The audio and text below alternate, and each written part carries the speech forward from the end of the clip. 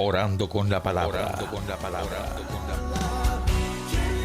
Te damos gracias, Padre Santo, por este día maravilloso que nos regalas y que nos permites compartir con nuestros seres queridos, nuestros seres amados. Y especialmente te doy gracias por las personas que participan de este espacio en la meditación de la palabra. Ayer vimos cómo Jesús llegó a Nazaret, donde se había criado. Dice la palabra de Lucas 4:16.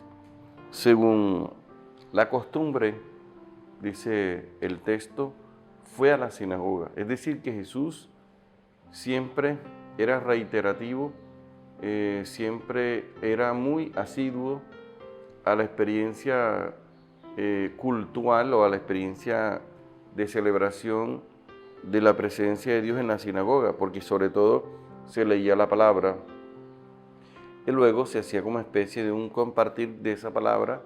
Y Jesús ayer nos mostraba la palabra que él estaba compartiendo, precisamente un texto del profeta Isaías.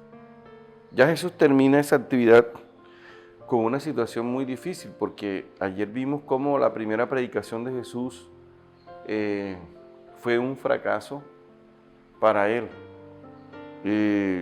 Diríamos que el Evangelio de Marcos, de San Lucas, que estamos meditando, ha elegido un acontecimiento negativo para hablar de la experiencia de Jesús que llega a Nazaret.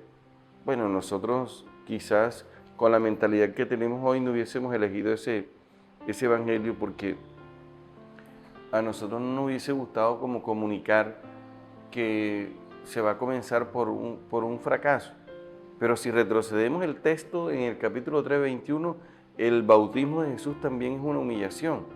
Y si retrocedemos en el capítulo 2, que lo acuesten en un pesebre y que nazca en un establo, también es una humillación.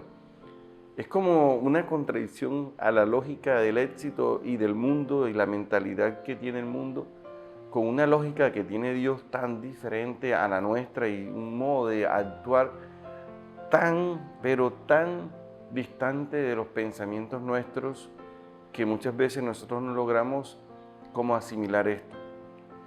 Y dice la palabra que después Jesús, al abandonar a todas esas personas, porque el texto de ayer termina que Jesús abrió paso entre todos y se fue. Ahora está en Cafarnaún, fue a Cafarnaún, es decir, queda distante de Nazaret. Es otro pueblo. Incluso la gente de Nazaret estaba como medio celosa, porque le dijeron: haz aquí en Nazaret lo que dicen que tú haces en Cafarnaún.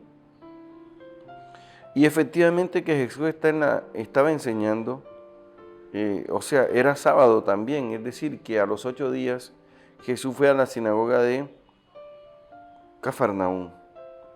Y la gente se asombraba de su doctrina, igual que la gente ayer estaba asombrada por las palabras de gracia que salían de los labios de Jesús, dice la palabra de ayer. Recuerden ustedes, palabras de gracia, y no fueron capaces de aceptarla. Aquí estamos nosotros, que Jesús está predicando, está enseñando, y la gente está asombrada de lo que está diciendo. Y en la sinagoga hay un hombre que tiene el espíritu, dice aquí un espíritu inmundo. Y esta expresión hay que detenernos y analizarla, porque no se trata de un ente que entra, un ente externo que entra al cuerpo de la persona. Se trata del espíritu del ser humano que todo hombre tiene. Todo hombre tiene espíritu como especie de una antena que capta y percibe la acción o la presencia de Dios. Fíjate que la Virgen María dice: proclama mi alma la grandeza del Señor, se alegra mi espíritu. Y Jesús, cuando está en la cruz, dice: Padre, en tu mano encomiendo mi espíritu.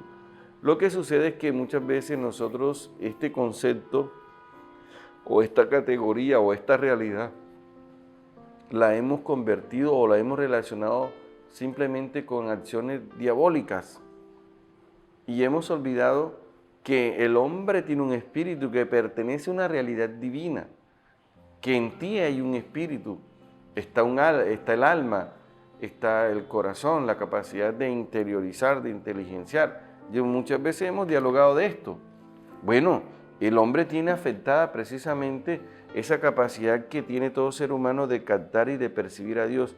Miren ustedes que este hombre, desde su realidad espiritual, sabe quién es Jesús. Dice, eres el santo de Dios, porque eso es lo que percibe con su espíritu, aunque ese espíritu esté afectado. Pero ese espíritu, ¿por qué está afectado? ¿Por qué? Yo siempre le digo a las personas que en la época antigua, cuando colocaban las antenas encima de los techos y venía un animal y se posaba en la antena, inmediatamente la afectaba y venía la señal con interferencia.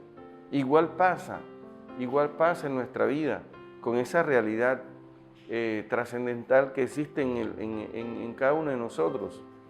El pecado es lo que hace que exista esa interferencia. Y Jesús ha venido precisamente a curarnos y a sanarnos, es decir, a arreglarnos la antena. Pero todo parte desde la experiencia íntima y profunda que nosotros tenemos con Jesús a través de la palabra y de la oración.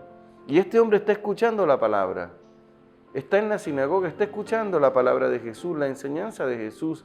Y esa es la razón por la que este hombre se siente incómodo internamente y por eso puede captar quién es Jesús, pero también capta la divinidad de Jesús y también capta lo que Dios quiere comunicarle y transferirle para hacerlo una mejor persona. Sin embargo, este hombre, a raíz del mal que está afectando su espíritu, su ser, no deja precisamente que ese hombre se realice como Dios quisiera que se realizara y como muchas personas viven en la actualidad o muchas veces hemos vivido así.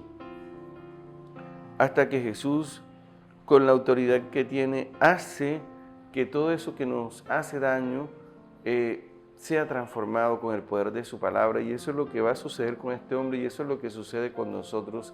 Y pidámosle al Señor que nosotros tengamos esa capacidad y esa humildad de escucharlo y de dejar que esa palabra que meditamos se vuelva oración y vida para que así de esta manera anule el mal en nosotros. Amén. Orando con la palabra. Orando con la palabra.